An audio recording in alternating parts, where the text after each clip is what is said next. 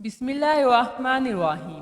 آج آپ کو قارون کی کہانی سنائیں گے جو قوم بنی اسرائیل کا فرد تھا اور فارون کا خاص ساتھی تھا۔ قارون ایک ایسا شخص تھا جس کے پاس دنیا کا سارا مال تھا، لیکن وہ اللہ کا شکر ادا نہ کرتا۔ وہ اپنے مال کو اللہ کی راہ میں خرچ نہ کرتا بلکہ اسے اپنے شان و شوکت کے لیے استعمال کرتا تھا۔ قارون کی پیدائش مصر میں ہوئی تھی۔ وہ بنی اسرائیل میں بڑا سردار تھا۔ وہ اپنے خاندان میں سب سے امیر آدمی تھا۔ اس کے پاس سونے اور چاندی کے اتنے خزانے تھے کہ وہ ان کو شمار نہیں کر سکتا تھا۔ قارون ایک بہت ہی مغرور اور تکبر کرنے والا شخص تھا۔ وہ اپنے مال کی وجہ سے اپنے آپ کو بہت بڑا سمجھتا۔ وہ غریبوں اور مسکینوں سے نفرت کرتا تھا۔ ایک دن قارون اپنے خزانے کو دکھانے کے لیے اپنے ساتھیوں کے ساتھ نکلا۔ وہ اپنے خزانوں پر فخر کر رہا تھا اور کہہ رہا تھا کہ یہ سب اللہ کی مہربانی سے نہیں بلکہ میری محنت اور ذہانت کی وجہ سے ہے۔ اس وقت اللہ تبارک و تعالیٰ نے اپنے نبی موسیٰ علیہ السلام کو حکم دیا کہ قارون کو اس کے غرور اور تکبر کی سزا دو۔ اللہ تبارک و تعالیٰ نے قارون کے خزانوں کا ذکر کرتے ہوئے فرمایا کہ وہ اس قدر کثیر تھے کہ ایک مضبوط طاقتور جماعت کے اس کے خزانوں کی چابیاں اٹھایا کرتی تھی۔ بعض لوگوں کا کہنا ہے کہ اس کے خزانوں کی چابیاں چمڑے کی تھی اور 70,000 اونٹ مشکل سے اٹھایا کرتے۔ اللہ ہی جانے یہ بات کہاں تک درست ہے۔ قوم کے ناصحین نے بارہا قارون کو نصیحت کی کہ تو عطائے خدا پر مت اترا، فخر و غرور سے کام مت لے، بے شک اللہ اترانے والوں کو پسند نہیں کرتا، اور تجھ کو خدا نے جتنا دے رکھا ہے اس میں عالم آخرت کی بھی جستجو کیا کر۔ وہ اسے سمجھاتے کہ تیری ہمت و طاقت آخرت میں ثواب حاصل کرنے کے لیے صرف ہونی چاہیے، کیونکہ دار آخرت ہی مستقل اور دائمی گھر ہے۔ اور جس طرح اللہ تبارک و تعالیٰ نے تیرے ساتھ احسان کیا ہے تو بھی بندوں کے ساتھ احسان کیا کر، یعنی جس طرح تجھ پہ احسان کیا ہے ویسے تو بھی مخلوق خدا پر احسان کر۔ قارون نے اپنی قوم کو اس خالص اور عمدہ نصیحت پر یہ جواب دیا، مجھ کو تو یہ سب کچھ میری ذاتی ہنرمندی سے ملا ہے، یعنی مجھے تمہاری نصیحتوں کے مطابق مال استعمال کرنے کی بالکل بھی ضرورت نہ ہے۔ یہ سب کچھ اللہ تبارک و تعالیٰ نے مجھے اس علم کی بدولت عطا فرمایا جس کی وجہ سے میں اس کا حقدار اور اہل ہوں۔ اگر میں اللہ کے ہاں محبوب نہ ہوتا اور میرا حصہ اس کے پاس نہ ہوتا تو وہ مجھے یہ سب کچھ نہ دیتا۔ اللہ تبارک و تعالیٰ نے اس کے خیال کی تردید کرتے ہوئے ارشاد فرمایا، کیا اس نے یہ نہ جانا کہ اللہ تعالیٰ اس سے پہلے گزشتہ امتوں میں ایسوں کو ہلاک کر چکا ہے جو قوت میں بھی اس سے کہیں بڑے ہوئے تھے اور مجمع بھی ان کا زیادہ تھا، اور اہل جرم سے ان کے گناہوں کے متعلق سوال نہ ہوگا۔ یعنی ہم گزشتہ امتوں میں کئی ایسے لوگوں کو ان کے گناہوں اور کرتوتوں کی وجہ سے برباد کر چکے ہیں جو قوت و طاقت، دولت و ثروت اور اولاد کے اعتبار سے قارون سے کہیں زیادہ تھے۔ حضرت عبداللہ ابن عباس رضی اللہ تعالیٰ عنہما سے روایت ہے کہ قارون نے ایک فاحشہ عورت کو کچھ مال دے کر اس بات پر آمادہ کیا کہ جب حضرت موسیٰ علیہ السلام مجمع کے درمیان تشریف فرما ہو تو جا کر یہ کہے کہ اے موسیٰ، تو نے میرے ساتھ ایسا ایسا کیا ہے۔ چنانچہ اس عورت نے ایسا ہی کیا۔ یہ سن کر خوف کے مارے آپ پر کپ کپی طاری ہو گئی۔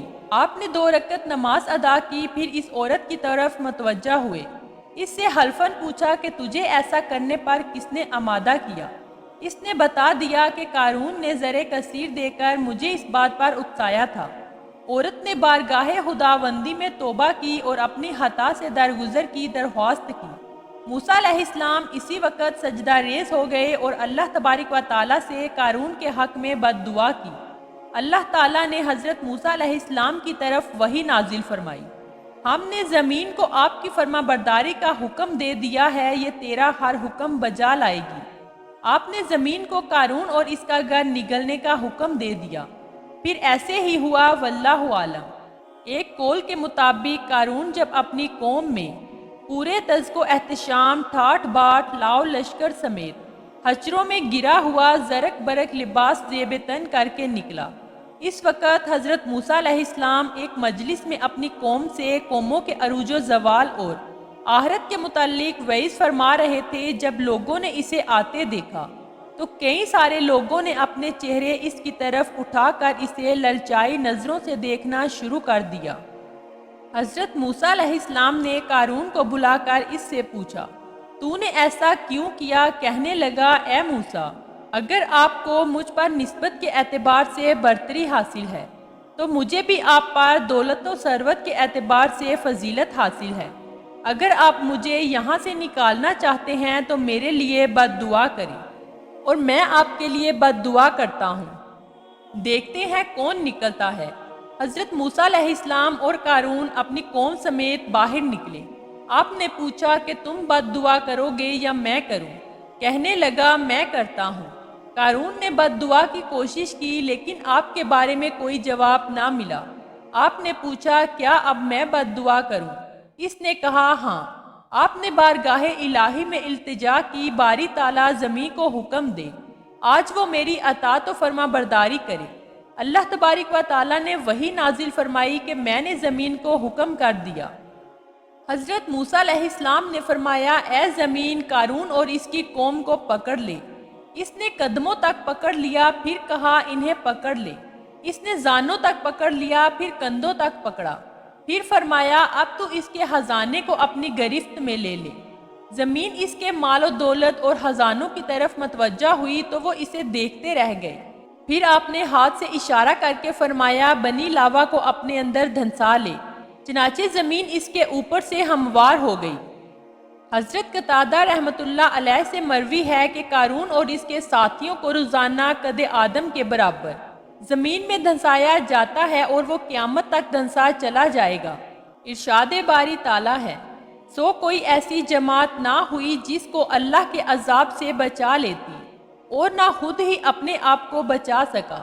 ایک دوسرے مقام پر ارشاد باری تعالیٰ ہے، تو آدمی کے پاس نہ کچھ زور ہوگا اور نہ ہی کوئی مددگار ہوگا۔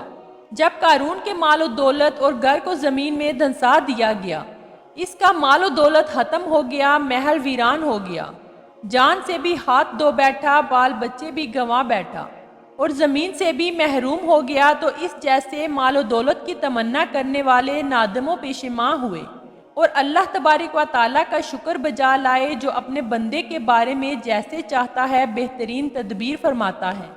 اس لیے انہوں نے کہا، اگر ہم پر اللہ تعالیٰ مہربان نہ ہوتا تو ہم کو بھی زمین میں دھنسا دیتا، ہائے شامت کافر فلاح نہیں پاتے۔ بے شک قارون کا یہ قصہ بنی اسرائیل کے مصر سے نکلنے سے پہلے کا ہے، کیونکہ ارشاد باری تعالیٰ ہے، پھر ہم نے اس قارون کو، اس کے محل سرا کو، اس کی شرارت بڑھ جانے سے دھنسا دیا۔